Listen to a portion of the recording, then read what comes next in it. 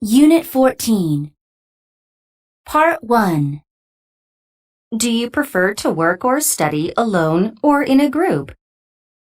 Studying alone is better than working in a group. I find that concentrating is much easier when there is no one around to distract me. In addition, when I'm studying with other people, I sometimes have to go back over lessons I have already covered. Therefore, it is less efficient for me. Do you think group work is important? Yes, I think group activities are very important. Since most people belong to organizations such as schools or companies, they often have to work with others. Therefore, knowing how to cooperate and interact with a variety of people can sometimes be the key to success. When do you usually work in a group? I most often work with other people when I have a presentation assignment for my management class. I usually have a couple of such projects per semester. Because they generally require a lot of work and research, 4 or 5 students are expected to work on them together.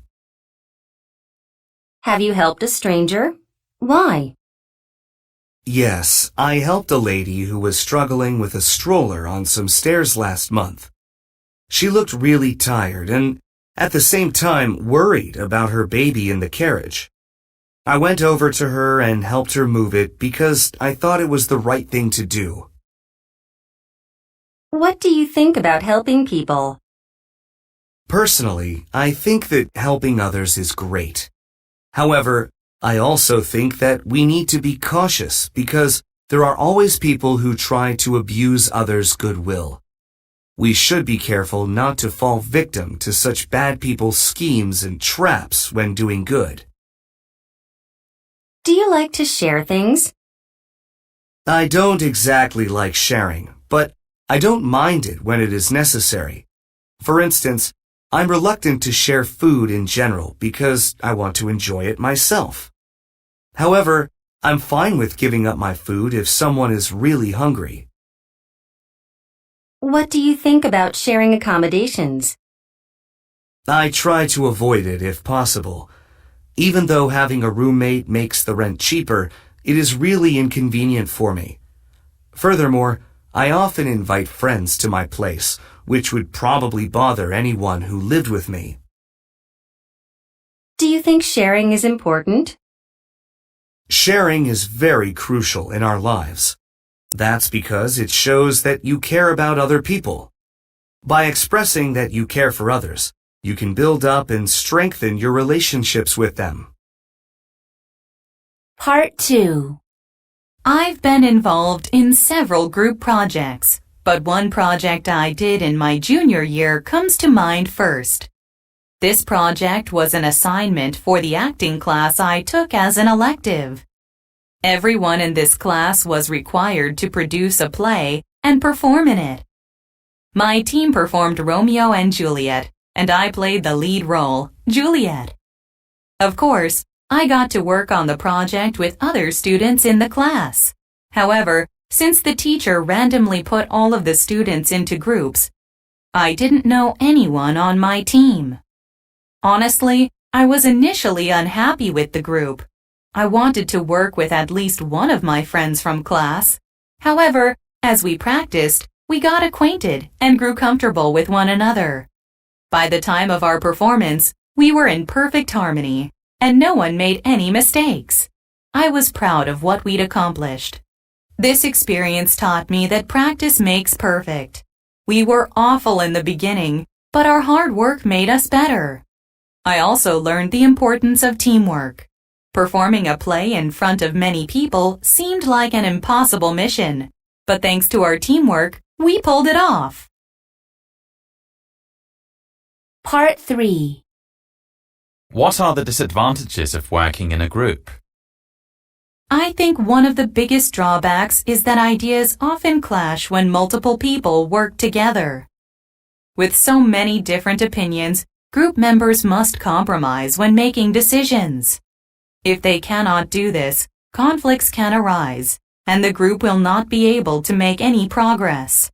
Not only that, but when an agreement cannot be reached, People sometimes say things that hurt one another's feelings. What are the disadvantages of working alone? There are multiple drawbacks to doing work on your own. To begin with, there is no one to back up decisions. People often like to discuss choices they might be unsure about and ask for advice.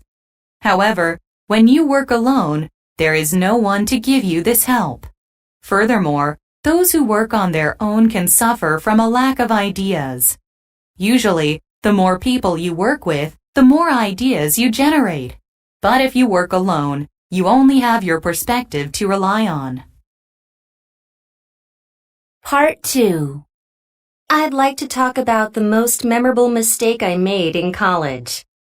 I was a freshman at that time, and it was the middle of midterm week. I decided to go out with my friends one night during the week. At the time, I didn't realize what a huge mistake this would be. We had a great time clubbing and dancing until 3 a.m., even though we had an exam the next morning. Unfortunately, I didn't roll out of bed until after the exam had started, so I missed it and got an F in the class. I was really angry with myself. I was supposed to be taking care of myself as an adult, but I couldn't even make it to class for an exam.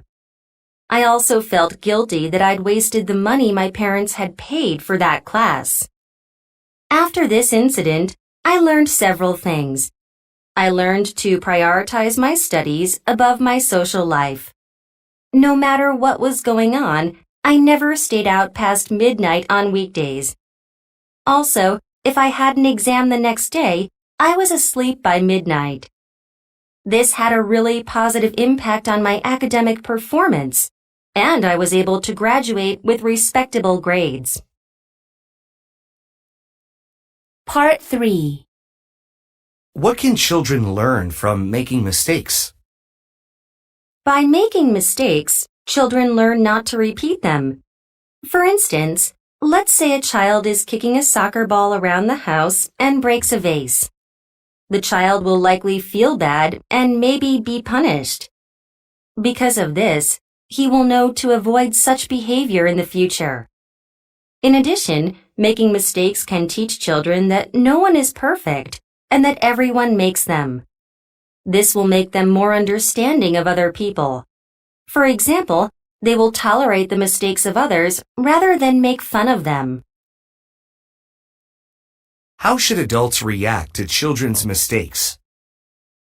Adults can react to a child's mistake in a lot of different ways, but I'd say that they should identify the problem and guide the child to a solution.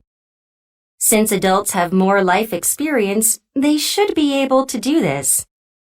Plus, they should embrace mistakes as teachable moments.